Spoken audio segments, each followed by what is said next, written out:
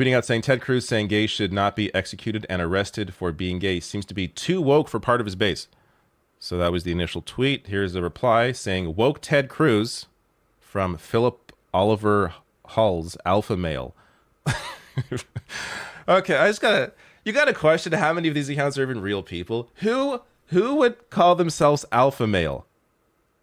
Like, that is a serious, but like, what serious person would put alpha male in brackets beside their name? Come on. Scott Henderson here says globalist Canadian masquerading as a fake cowboy says what?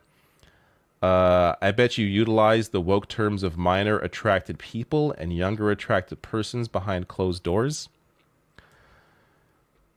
Natural Law here says Ted Cruz is okay. Can I even say this on? That's just blatantly homophobic. That's disgusting and anti-life. Would you hate life, Ted? Or sorry, why do you hate life, Ted? Gay is not okay. Jake here says, I think you've been hacked. Let's just scroll down. I haven't scrolled down, but I'm curious. What are some of the reactions? And of course, Twitter, because it's Twitter, have generally prioritized blue check marks at top. Oh, look at this. The first one isn't. That's stunning. Beth, who is a great tweeter, tweets out, hi, Ted. How do you think Uganda became emboldened to pass such a law? Could anything that's been happening in the U.S., such as in Texas and Florida, have set the tenor for the law Uganda passed? That's true. So I didn't explore this or prep anything for this story, but I believe, from what I remember around this new law, there are American ties to it. So American anti-gay groups have helped to push their anti-gay agenda all across the world, and I believe Uganda is a part of that as well. So it's very likely, actually, that this entire new set of laws in Uganda is because of the influence from American-based anti-gay groups. But okay, so there's some positive reactions here. Rare Ted Cruz W.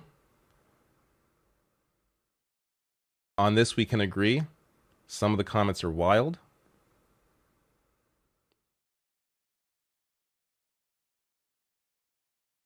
See, so everyone that agrees with him here don't appear to be actually Republican voters.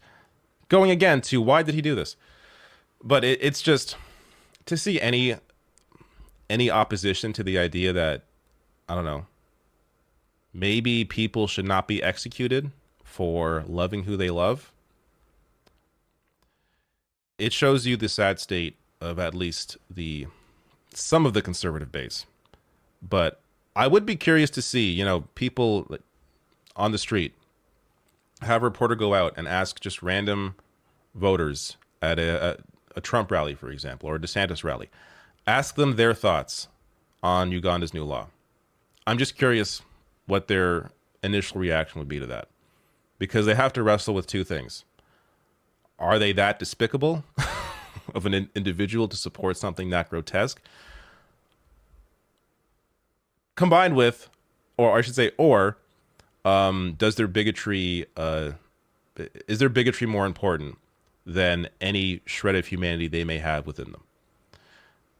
I don't know. At this point, it's very hard to sort of predict how far the right can go with some of these issues, and I think this is another example of that.